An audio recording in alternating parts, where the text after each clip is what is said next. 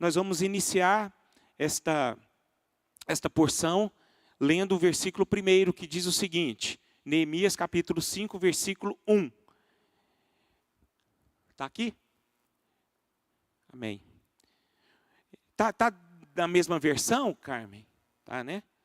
Foi grande, porém, o clamor do povo e de suas mulheres contra os judeus, seus irmãos. Porque havia os que diziam, somos muitos, nós, nossos filhos e nossas filhas, que se nos dê trigo, para que comamos e vivamos. Também houve os que diziam, as nossas terras, as nossas vinhas e as nossas casas hipotecamos para tomarmos trigo nesta fome. Houve ainda os que diziam, tomamos dinheiro emprestado, até para o tributo do rei, sobre nossas terras e as nossas vinhas. No entanto, nós somos da mesma carne como eles, e os nossos filhos são tão bons como os deles. E eis que sujeitamos nossos filhos e nossas filhas para serem escravos.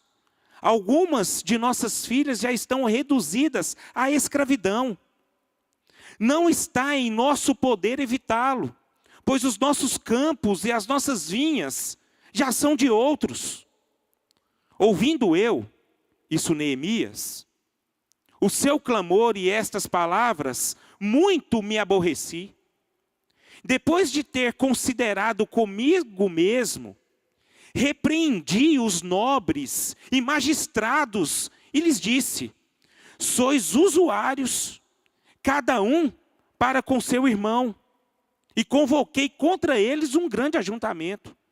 Disse-lhes, nós resgatamos os judeus, nossos irmãos, que foram vendidos às gentes, segundo nossas posses.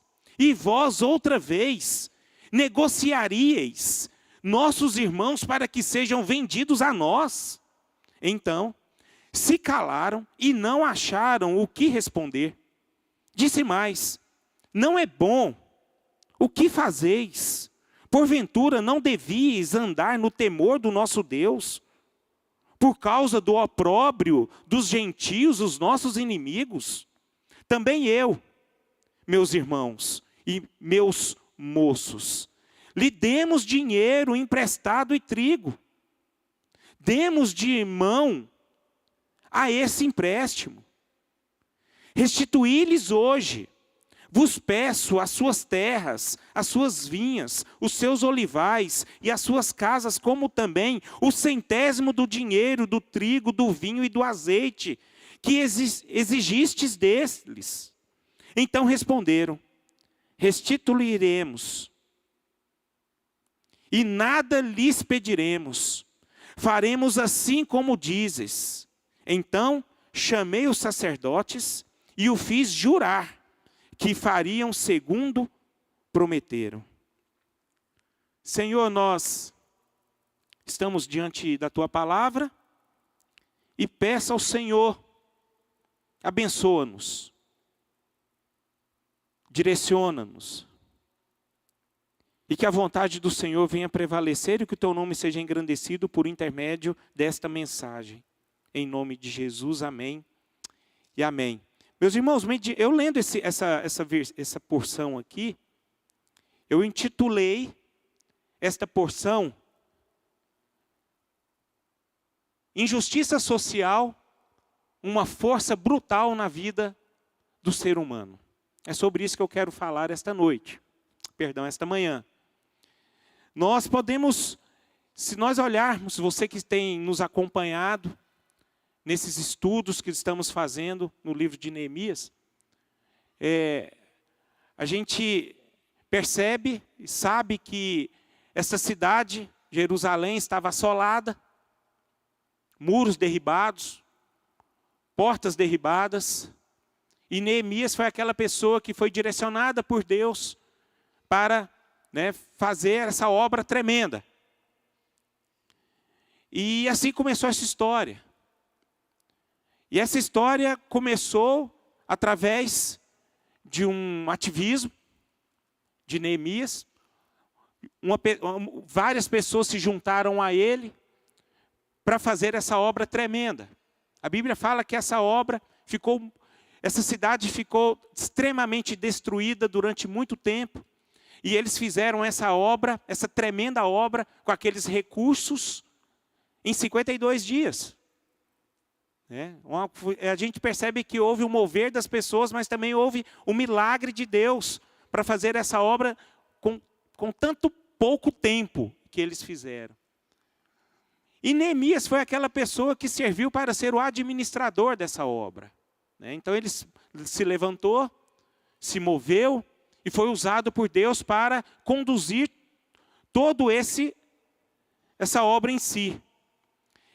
No capítulo 3, quando estava operando essa obra, nós estudamos aqui que Neemias usou recursos para mobilizar o povo nessa construção. Então ele mobilizou a construção através de uma coordenação, através de cooperação, aprovação e comunicação. Vocês lembram desse estudo? Foi uma bênção. Aí depois, logo no capítulo 4, que nós falamos, no domingo passado, a gente percebe que através desta obra tremenda, houve problemas, através de pessoas querendo se opor a esta obra. Então, essa obra foi feita debaixo de uma intensa oposição. E o pastor Robson disse que ele usou a analogia desse texto em relação à oposição nas vidas atuais. Então, nós entendemos aqui, quando você lê o capítulo 4, a gente percebe que a obra que Neemias fez foi através de muitas perseguições. E neste capítulo 5, a gente já muda um pouco o cenário dessa situação. Enquanto no capítulo 3 e no capítulo 4, a gente percebe que Neemias estava administrando a obra, e essa obra nós podemos dizer assim, são coisas externas, coisas que as pessoas estavam sendo direcionadas para fazer a obra. Nesse capítulo 5 o cenário mudou. O cenário mudou. Aqui, a gente consegue, o que nós lemos aqui, nós conseguimos perceber que Neemias está enfrentando, no meu ponto de vista, o maior perigo e o mais difícil de ser enfrentado, que é a usura, que foi a usura, que foi o descontentamento e uma coisa fora do eixo em relação aos irmãos, as pessoas que estavam compartilhando essa obra, essas pessoas que estavam envolvidas nesta obra. Então estava havendo ali uma coisa que estava desajustada, uma coisa que eles estavam vivendo ali e que precisava ser consertada. Então nós podemos entender aqui que Neemias não estava lidando com o problema de trabalho, de mão de obra, aqueles problemas externos, mas ele estava lidando com o problema interno, com aquelas pessoas que da irmandade, aqueles problemas de irmandade, aqueles problemas de realidade econômica, aqueles problemas em que precisava ser consertado. Por quê? Porque estava havendo uma injustiça entre os irmãos. É como se essa igreja aqui tivesse desajustada no aspecto de uma justiça social entre nós aqui. Então é isso que Neemias estava enfrentando. Então ele se depara com esse problema da injustiça social e da opressão econômica entre os irmãos, entre eles. Então, esse texto aqui, ele inicia dizendo que o povo estava levantando um grande clamor. No versículo 1, nós podemos dizer aqui, foi grande, porém, o clamor do povo e de suas mulheres contra os judeus, seus irmãos. Então aquelas pessoas estavam pedindo socorro. É como se algumas pessoas, exemplificando aqui, é como se nós aqui da igreja fomos pessoas desunidas. Existiam as pessoas economicamente bem-sucedidas, os abastados, e os outros passando necessidade. E aqueles que estavam passando necessidade estavam pedindo socorro. E esse socorro deles, meus irmãos, era um grito de aflição, um grito de dor, um grito de desespero. Né? Eles estavam clamando. E eu entendo, meus irmãos, que esse clamor que essas pessoas estavam fazendo nesse tempo de Neemias, esse clamor nos persegue nos dias atuais também. Por quê? Porque esse cenário tem muito a ver com o cenário nos dias atuais, onde é tratado aqui a pobreza e a opressão na vida do ser humano. Nós aqui, meus irmãos, estamos estudando um povo que não está clamando por luxo, mas por comida. Eles não estavam clamando por conforto, mas eles estavam clamando por sobrevivência. Então estava tendo uma disparidade muito grande ali entre aqueles irmãos que se diziam irmãos, aqueles que se diziam que era da mesma família, aqueles que depositavam no seu coração a mesma fé em Deus, eram um povo judeus, mas ali estava tendo uma discrepância muito grande entre eles. Eu queria dizer aqui então estava tendo um problema, e qual é a origem desse problema? Né? E essa origem desse problema, meus irmãos, na medida que eu vou meditar aqui, isso é o grande mal da humanidade, acho que desde quando existiu o mundo. Porque se nós olharmos em Gênesis, até nos dias atuais, essa questão acontece na vida do ser humano. Primeira coisa é o capitalismo sem moral. Né? Capitalismo sem moral. O homem sempre foi ganancioso. E nesse capitalismo, o outro é visto como um território a ser explorado. Sem pudor. E esse capitalismo sem moral é uma visão utilitarista, extrativista e sanguessuga. Vai moendo as pessoas. E Neemias aqui está combatendo esse crime social. Porque ele não via as pessoas como seres humanos a serem usadas e exploradas, mas como seres dignos a serem respeitadas. A outra visão é a globalização. Essa origem do problema é a globalização. O que significa? Da mesma forma, acho interessante que a globalização, irmãos, não existe a partir do século passado e desse século, não. Ele sempre existiu. Por quê? Porque o dinheiro sempre esteve nas mãos de poucas pessoas. E se nós entendermos o mercado global, ele privilegia sempre os poderosos e arrancam aqueles que são mais simples. As pessoas que compram a prazo sempre pagaram juros terríveis. Coisas terríveis. E esse sistema de concentração de riqueza nas mãos de poucos e o alargamento da pobreza para a maioria é algo que é perverso. É algo que destrói as pessoas, que vai matando as pessoas devagar. É como se fosse aquela pequena lepra que nasce no seu pé e ele vai te consumindo, e vai matando você aos poucos. Então a globalização, essa é a origem. Outra origem do problema é a ganância insaciável. Ou seja, o ser humano sempre foi ganancioso financeiramente. E a ganância financeira tem gerado um sistema econômico opressor. Opressor. Os ricos, aquelas pessoas que são mais bem preparadas economicamente, aproveitam o desespero dos pobres para saquear-lhes os bens. Aproveita da situação.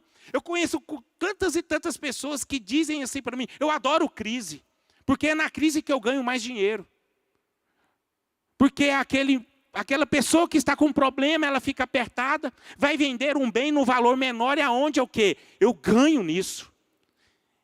A ganância insaciável faz isso com a pessoa, e acha que as coisas estão sendo certas. Mas aos olhos de Deus, que eu quero contemplar aqui para a igreja, eu quero dizer para vocês que isso é errado aos olhos de Deus. Eu quero trazer para vocês que se nós somos direcionados por essa visão, por esse ritual, que nós, desde a nossa gerações anteriores, elas ensinam isso para nós. Mas o cristão, ele precisa pensar diferente. Em nós não pode ter essa ganância insaciável. Não pode. Não pode querer se beneficiar da desgraça do outro. Não pode. Então é isso, meus irmãos, que acontecem. A origem do problema é essa. E nesse livro aqui também nós podemos entender qual é a natureza do problema. A natureza do problema qual é aqui? Vamos ler o versículo 1 e o versículo 2, que diz o seguinte, mais uma vez. Foi grande, porém, o clamor do povo e de suas mulheres contra os judeus, seus irmãos, porque havia os que diziam, somos muitos nós, nossos filhos e as nossas filhas, que se nos dê trigo para que o quê, irmãos? Comamos e vivamos. A natureza do problema aqui era a fome, irmãos. Desespero da fome. Imagina aquele povo ali que estava trabalhando nos muros e a panela dele está vazia. As mulheres vendo que seus filhos estavam passando fome. E a fome, meus irmãos, ela é uma coisa urgente, é uma questão urgente que não dá para esperar. Eu vejo aqui na vida aqui de Neemias que não tinha como investir nos muros com o povo de estômago vazio. Não tinha como. Enquanto uns estavam com fome, os outros estavam morrendo de comer. E estava acontecendo entre eles ali. Entre aquele povo. Impressionante. Essa é a realidade daquele povo. Eu entendo ali que ali existiam pessoas inquietas com coisas supérfluas e outros desesperados para terem comida. É a realidade hoje, irmãos. Hoje é a realidade do mundo. É a realidade de um mundo. Enquanto uns esbanjam, outros lutam desesperadamente para sobreviver. Mas você sabe o que dói meu coração aqui, irmãos? Aqui, essas pessoas aqui, elas professavam a mesma fé, cara. Eu entendo aqui que essas pessoas aqui eram uma família, era um corpo, um povo escolhido por Deus. Um povo que estava próximo e estava acontecendo esta realidade. Então existia a natureza do problema, era fome. A outra coisa era o quê? Dívida. Versículo 3 diz, também houve os que diziam, as nossas terras, as nossas vinhas e as nossas casas hipotecamos para tomarmos trigo nesta fome.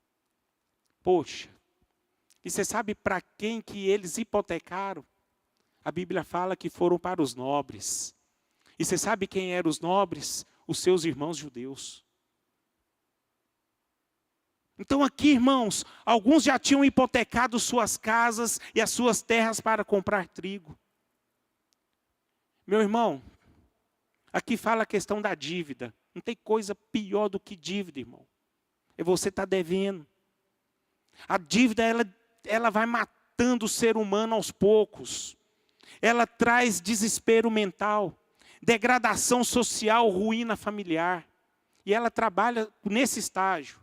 Primeiro, ela destrói a mente da pessoa. Ela traz uma degradação social e ela destrói qualquer casamento.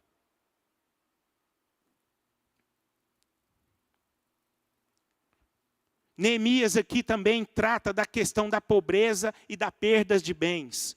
Versículo 5 diz o seguinte: no entanto, preste atenção nessa palavra, queridos. Você vê o tanto que isso aqui é forte. No entanto, nós somos da mesma carne como eles.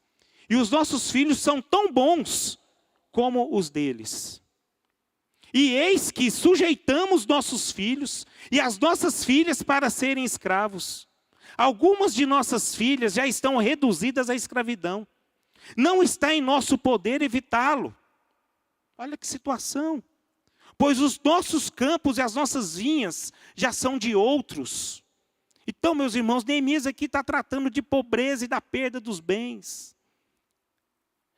O resultado desse sistema que Neemias estava vivendo foi a perda dos bens daqueles que precisavam sobreviver.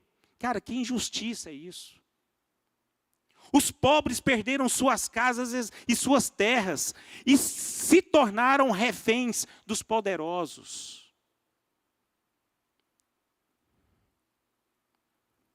Eles estavam trabalhando, mas não estavam desfrutando de nada. A única coisa que eles desfrutavam era de sofrimento, de dor na alma. Eles estavam calejando as suas mãos e não usufruíam de nada. Eles eram vítimas de uma injustiça da opressão econômica, por conta de uma opressão econômica. Outra coisa, queridos, da natureza do problema era a escravidão, a perda da liberdade. Poxa, além deles perderem as casas, suas terras, eles perderam até seus filhos, cara, para servirem de escravos. Eles tinham que vender seus filhos para sanarem as suas dívidas. Ou seja, então, aqueles nobres, os ricos daquele tempo, passavam a ver as pessoas como coisas e não objetos. Este é o mundo que eles estavam vivendo. Trabalho escravo é algo que fere, meus irmãos, o projeto de Deus. Estava tendo essa visão no coração dessas pessoas. Essas pessoas estavam vivendo esta direção que o mundo dava no coração deles. E por fim, impotência, a perda da esperança. Nós lemos aqui quem estavam mandando? Os poderosos. Os poderosos, interessante que eles fazem as leis, manobram as leis, torcem as leis e escapam das leis. Eles fazem tudo para o benefício próprio. Então eles estavam subornando sacerdotes, eles subornavam os juízes, eles eram inatingíveis. Então os pobres aqui naquele tempo não tinham voz e nem vez. Não tinha nada, só pegavam opressão, só carregavam opressão na vida deles. Essa então é a natureza do problema. E vamos passar aqui qual é a causa do problema, irmãos. No versículo 7 fala. Qual é a causa do problema? Depois de ter considerado comigo mesmo, isso aqui Neemias falando, repreendi os nobres e os magistrados e lhes disse: sois usuários, cada um para com seu irmão. E convoquei contra eles um grande ajuntamento. Meus irmãos, aqui Neemias identificou a usura. Eu quero que vocês, às vezes vocês não sabem o que significa usura. Usura é não se contentar, não é se contentar com o que se tem e querer o que é do outro, tá? Usura é aproveitar do momento da infelicidade do outro e apropriar-se o que ele tem. Isso que é usura. É você querer levar vantagem em cima do seu irmão. É como se você hoje explorasse seu irmão, não tivesse amor. Você olha para o seu irmão, você se aproxima do seu irmão apenas para levar vantagem. Você quer usar a vida dele. E por si só, arrancar o dele é prejudicá-lo para você ser beneficiado. É isso que é usura. Ok? Então isso estava acontecendo. E a Bíblia aqui nos mostra que os nobres estavam se beneficiando com essa crise. E é interessante que sempre alguém lucra. Sempre alguém lucra. Sempre a miséria de um menor beneficia aquele que é maior diante dele. Então, além de Neemias identificar a usura, ele identificou a falta de amor também. Vamos ler o versículo, nós já lemos o versículo 5. Vamos ler o versículo 6. Ouvindo eu, pois, o seu clamor e essas palavras, muito me aborreci. Depois de ter considerado comigo mesmo, surpreendi os nobres e os magistrados e lhes disse, sois usuários. Cara, o povo estava usando. Cara, sois usuários. A pessoa estava usando uma outra. Aqui estava faltando amor, irmãos. Aqui estava faltando amor entre eles. Aquelas pessoas estavam oprimidas. E eles estavam engajados na mesma obra. Achei isso aqui uma coisa assim, terrível. Aqueles que foram injustiçados estão angustiados porque seus filhos são iguais aos filhos dos nobres. Ou seja, eles professam a mesma fé. O sangue circula no mesmo corpo, o sangue é o mesmo. Nos dias atuais, Jesus morreu pelas mesmas pessoas. E porque muitas vezes, muitos da igreja não amam, muitos da igreja exploram. É isso que estava acontecendo nos dias de Neemias. Então não tinha amor. Além de não ter amor, também faltava o temor a Deus. Eles não tinham temor a Deus. Versículo 9 diz o seguinte, então, se calaram e não acharam o que responder. Disse mais, não é bom o que fazeis, porventura não devíeis andar no temor do nosso Deus. Aqui Neemias estava falando através de uma certa indignação, irmãos. Quem anda no temor de Deus não explora ninguém, e muito menos o seu irmão. Não aproveita da miséria de ninguém para se enriquecer. Meus irmãos, nós podemos ver aqui na palavra de Deus que quando nós perdemos o temor de Deus, a vida perde referenciais. A gente perde a nossa referência. Nós não temos mais referência. Então cabe a nós, irmãos, analisar nós mesmos, para ver se nós não estamos agindo como esse povo estava agindo. Como é que está a nossa convivência como igreja, irmãos? Essa é a grande questão. E por fim, a causa do problema era a falta de testemunho perante o mundo.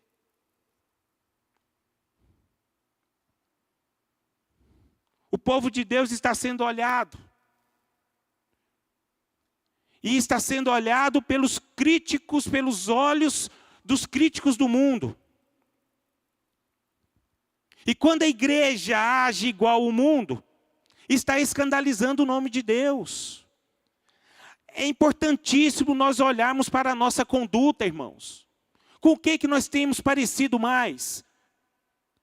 Vocês lembram qual foi a nossa leitura esta manhã? Quem lembra diz um amém. O que nós lemos então? Como se viviam os convertidos. Aqueles que foram impactados pelo poder do Espírito Santo. Aqueles que amavam Jesus. Na vida daquelas pessoas não tinham isso, irmãos. Não tinha falta de amor. Não tinha falta de reverência. Eles davam testemunhos de Cristo. Eles manifestavam a graça de Deus através da vida deles. Ali não tinha usura. Muito pelo contrário. Quem aplicou a usura lá no capítulo 5 morreu, de Atos. Quem aplicava a usura naquele tempo de Atos, no início da igreja primitiva, eles eram extirpados da glória de Deus. Esse não era o evangelho. Esse aqui que o povo de Neemias vivia não era as coisas que agradavam e glorificavam o nome de Deus. E lá em Atos 2, as pessoas faziam exatamente o contrário. Então, irmãos, Neemias ele entra num estágio em que ele olhou para aquilo, ficou inconformado com aquilo, ficou insatisfeito com aquilo, não fez vistas grossas, ele saiu da sua zona de conforto para ter embate. Por quê? Porque ele colocou no coração: eu preciso resolver esse problema. O povo de Deus não pode viver dessa forma. Eu vou solucionar esse problema, vou tentar solucionar o problema. Então a Bíblia fala que ele se levantou e começou o quê? A agir, a se movimentar, a fazer. E nós podemos ver que no versículo 6, ele ficou inconformado com a situação. Inconformado com a injustiça social. Versículo 6 diz: ouvindo eu, pois, o seu clamor, essas palavras, muito o quê? Me aborreci. Será que a injustiça social, irmãos, tem aborrecido o nosso coração? Eu acho interessante que o aborrecimento em si não vale nada. Não adianta você só aborrecer e não fazer nada. Jogar a responsabilidade para o outro. Só dar sua opinião. Mas aqui, cara, Neemias era a voz de Deus. Neemias era um instrumento de Deus para ser imitado por todos nós. Que mediante alguma insatisfação social, injustiça social, ele se levantou para resolver o problema. Aonde ele estava naquele momento. Ou seja, aonde nós estamos, o que eu quero dizer para você? Aonde nós estamos? Quando nós nos deparamos com a injustiça social, a gente precisa se levantar, irmãos.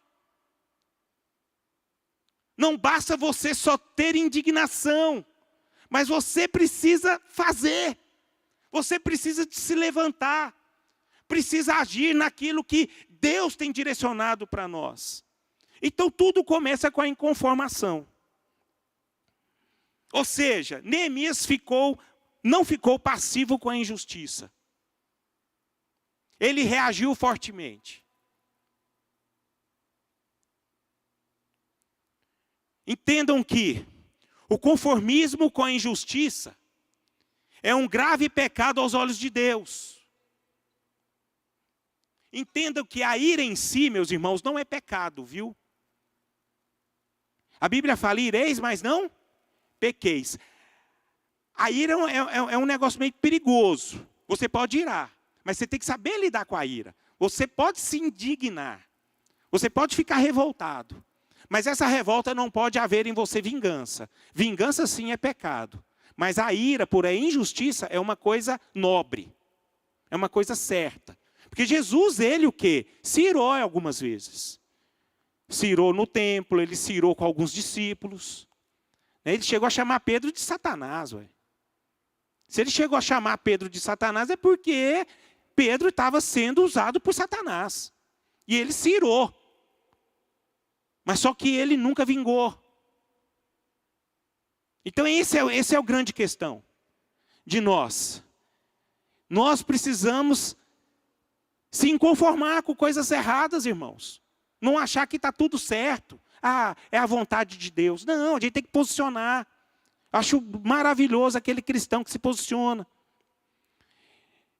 Neemias, ele não apenas se inconformou, mas ele também trouxe reflexão. Ele refletiu sobre o problema. Ele foi prudente, ele pensou. Ele analisou, ele raciocinou. Versículo 7 diz: depois de ter considerado comigo mesmo, está vendo que ele foi um homem que trouxe reflexão para si?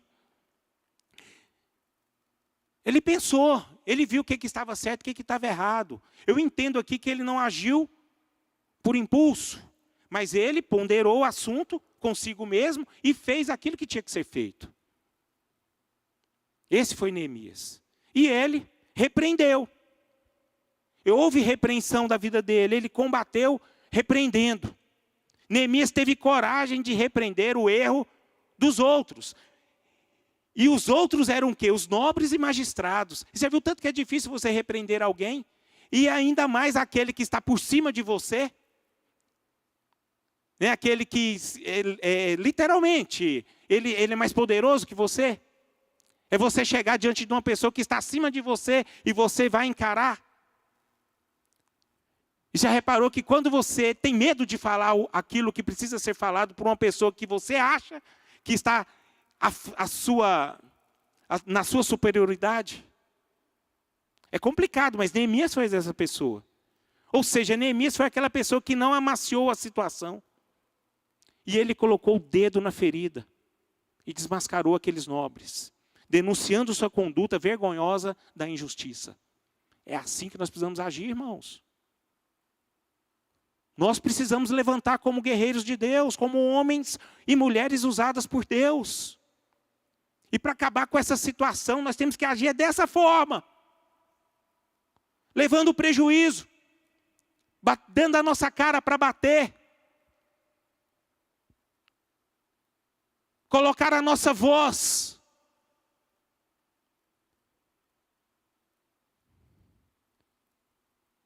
Ele também agiu através da sua exemplificação. Versículo 8 e 10. Disse-lhes, olha o que Neemias diz. Disse-lhes, nós resgatamos os judeus, nossos irmãos, que foram vendidos às gentes segundo nossas posses. E vós outra vez negociareis vossos irmãos para que sejam vendidos a nós? Então, se calaram e não acharam o que responder. Disse mais, não é bom o que fazeis. Porventura não devíeis andar no temor do nosso Deus, por causa do opróbrio dos gentios e nossos inimigos? Versículo 10 diz, também eu, meus irmãos, e os meus moços, lhe demos dinheiro emprestado e trigo. Demos de mão a esse empréstimo. Neemias aqui, irmãos, ele só não teve apenas coragem para apontar o dedo, para jogar as coisas imundas no elevador, perdão, no ventilador. Mas ele foi um homem de exemplo. Ele teve autoridade de falar porque ele era um exemplo de pessoa. Não adianta, irmão, não adianta você querer levantar um problema sem você querer dar exemplo, sem você dar exemplo. Então é bom você olhar para o seu exemplo de vida. Não adianta nada você querer combater uma injustiça social se você é um injusto. Não adianta você querer manifestar as suas palavras se você está inserido nessa mesma direção, nesse mesmo corpo. Você vai estar o quê? Ridicularizando o nome do Senhor. Mas Neemias foi aquele cara que exemplificou. Ele mesmo disse, eu resgatei judeus escravos dos estrangeiros. Ou seja, Neemias serviu, irmão, serviu. Ele serviu. A vida de exemplo dele foi uma vida de servir. Não servir apenas a obra de Deus, mas servir os irmãos. Abençoar pessoas, abençoar vidas. Neemias dava dinheiro para as pessoas. Neemias olhava para as pessoas e ajudava as pessoas. Ele só não dava oração, mas ele dava dinheiro, bens. Aí ele tinha voz para constranger todo mundo. Para constranger os nobres, mas também para o quê? Levantar o ânimo daqueles que estavam sendo oprimidos. Neemias aqui tipifica Jesus, com seu exemplo de vida. Jesus serviu, Neemias serviu. E por fim, ele resolveu essa situação cobrando restituição. Versículo 11 diz, restituí-lhes hoje vos peço, as suas terras, as suas vinhas, os seus olivais, e as suas casas, como também o centésimo do dinheiro, do trigo, do vinho e do azeite que existisses deles. Então responderam: restituir-lhes-emos, e nada lhes pediremos. Faremos assim como dizes. Então chamei os sacerdotes e lhes fiz jurar o que faziam segundo o que prometeram. Irmão, isso aqui é maravilhoso. Então aqui, isso aqui fecha. Neemias cobrou restituição. Acho interessante que quando eu olhei esse versículo, lembrei-me de aquele baixinho do Evangelho, Zaqueu, né, que subiu na árvore. Zaqueu foi essa pessoa, irmão, que ele entendeu. Ele passou a perna em muita gente, ele se aproveitou, ele foi um injusto. Mas quando ele encontrou Cristo, a Bíblia fala que ele restituiu 4 vezes mais, não é isso? 4 vezes mais. Isso é que o Evangelho faz na vida da pessoa. Esse é o impacto do Evangelho. Um cristão, irmãos, que foi comprado pelo sangue precioso de Jesus Cristo, que nasceu de novo, que se tornou uma nova criatura, que tem uma nova mente, que anda segundo o valor do Evangelho, mas não de acordo com a concupiscência da sua carne. Ele anda dessa forma. Ele se indigna com a injustiça social. Ele não se conforma com a injustiça social e não vive na injustiça social. A mente dele é outra. Em vez de oprimir, ele oferta.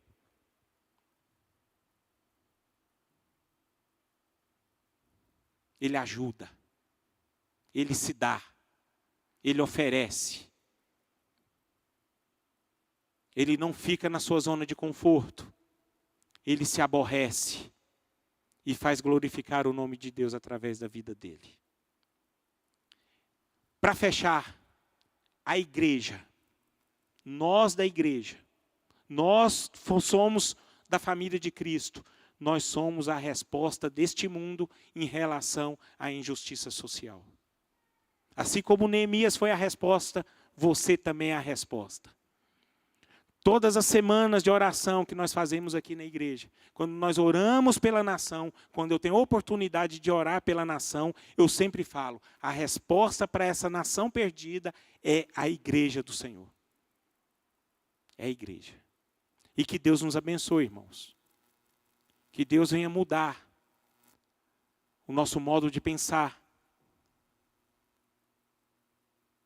E que Jesus Cristo nos constrange esta manhã em fazer aquilo que nós precisamos fazer.